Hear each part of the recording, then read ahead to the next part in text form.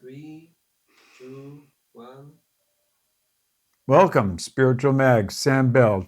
Well, it's a historic day. We've been waiting quite a long time for the information on the assassination of John F. Kennedy to come out. So it's been a long time. Now, I'm 75, and I think I was like 11 when President Kennedy was assassinated. I remember I was at St. Leo's School, and Mary Garvey passed out crying in the hall. Everyone went into shock. It's like, oh. He was the first Catholic president. And so I was in the Catholic matrix. And it was shocking. So 1967, I was a sophomore at Mitty High School, Archbishop Mitty. And that summer, I went to Moscow to the American Embassy in Russia and registered for the draft as my birthday came up at that time. And on the trip from San Jose, California to New York, and then on to London. We landed in London. But with New York, I stayed at my uncle's place. That's Frank McGee, NBC News. And I'm bringing this up because Frank McGee was the host of the Today Show and was credited with bringing the Vietnam War to a conclusion by another journalist, Walter Cronkite. Well, here's the background story that has to do with the Kennedy assassination. So it's 1971. I walk in the back door of my parents' place on Emory Street in San Jose, California, and there's Uncle Frank sitting at the table with my mom. They're talking.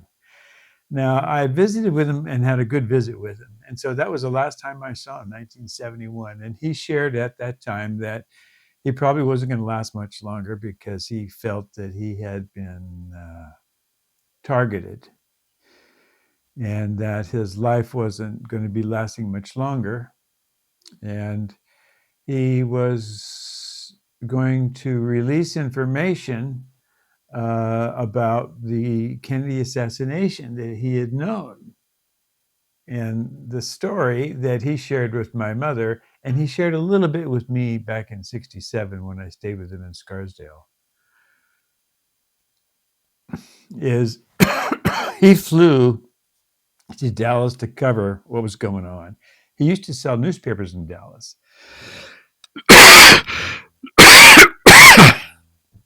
Excuse me. When the shooting occurred, he knew that the only payphone at the hospital was at the basement by the emergency room. So he got in there. Now, this is a lead journalist for NBC News from New York, flew to Dallas. Now he's barricaded himself in that phone booth.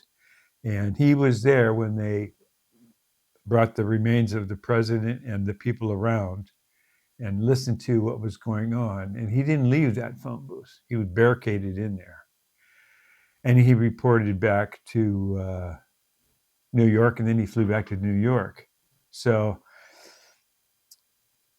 the action was still happening in Dallas, but Chet Huntley and David Brinkley, it was Frank McGee was the lead journalist, and then there was Chet Huntley and David Brinkley, these two other journalists.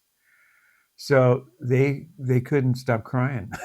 Poor guys. They were so, fried seeing the president get shot.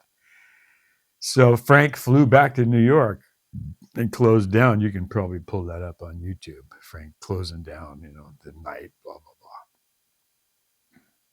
So now when I was stayed at his place in 67, we were backyard by the pool, and there were some children, teenagers, partying in the pool, and they threw him in the pool. I'm like, ah. So he dried off, and then we went to the back of the yard, and we sat and talked at the back of the yard. And I asked him some questions about journalism and what's going on, and man, I was fucking clueless. Man, sheltered. So he sort of set me straight that it's a big show and everybody's being manipulated. This whole Vietnam War is a market to sell weapons, and they're in countries they're not supposed to be in, and they're killing a bunch of innocent people. And that's why he was doing what he was doing. So that was 67. 68, there was a Democratic convention in Chicago. The whole world was watching with the yippies. And Frank, as the lead journalist for NBC at the convention, directed the NBC cameras out into the park where the Chicago cops were beating up a whole bunch of hippies. The whole world was watching. So he got on Nixon's hit list for that. So in conclusion, Frank did a live show, the Today Show, every day, Monday to Friday. He had a count of bodies and soldiers killed each day. And he brought the war, quote, into the living rooms of people because they watched it every day on TV. He, as a journalist, did that. So that didn't help him in terms of, the deep state. That's not where they were going.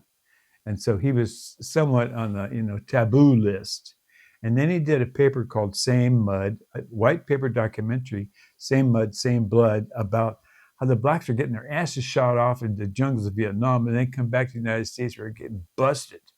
And they still weren't even old enough to vote, and nothing was fair. Frank was the only journalist who walked with Martin Luther King.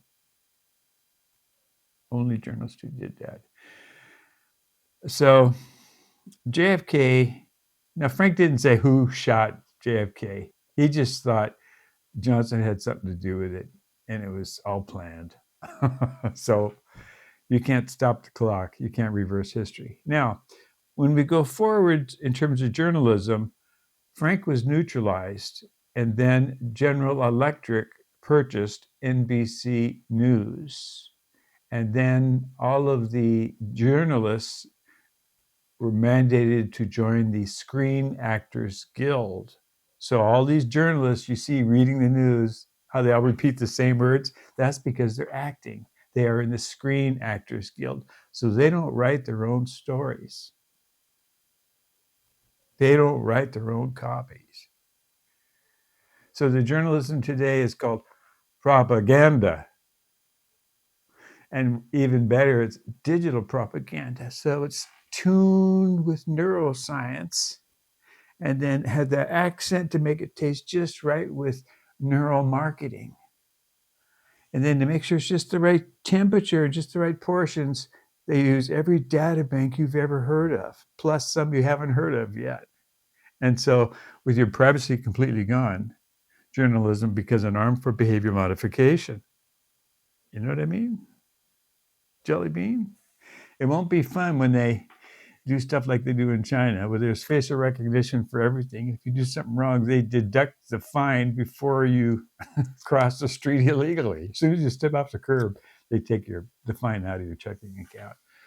No problem doing that here or anywhere. So the idea for journalism and sharing information back and forth is a part of your Constitution and your rights, and the states' rights and individual rights. And those are the things that are going to protect your right to bear arms, the right to protect yourself, the right to free speech, the right to privacy. And they're not complicated things. Now, think about it. Journalism or Screen Actors Guild, which are you going to benefit from? You and all your loved ones are always in my prayers.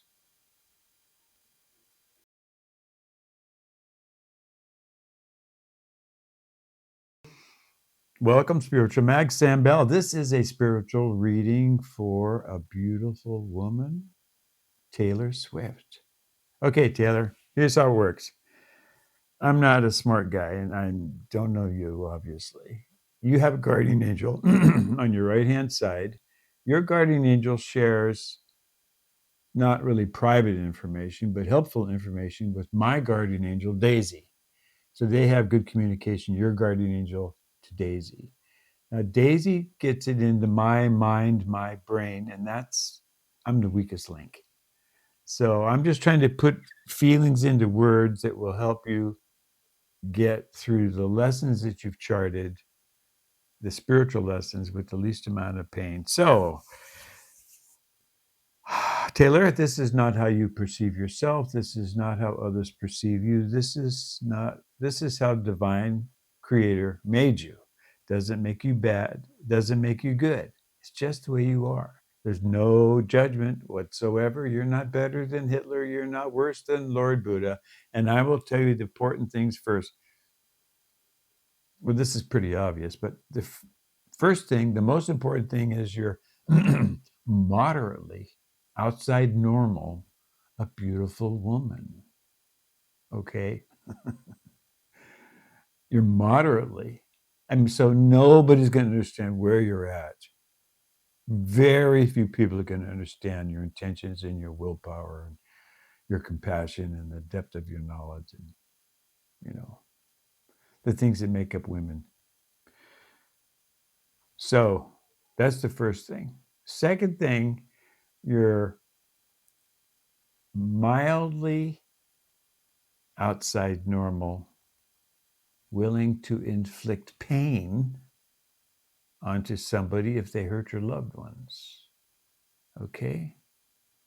So not only do you have superhuman strength of unconditional love in a female way, intelligence, especially intelligence and courage, you will inflict pain. So you're not going to cry and whimper and go away. You're the person who is like, make wars profane and defense is compulsory.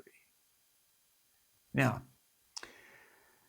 third thing, and this is probably the least important thing, but you're profoundly spiritual.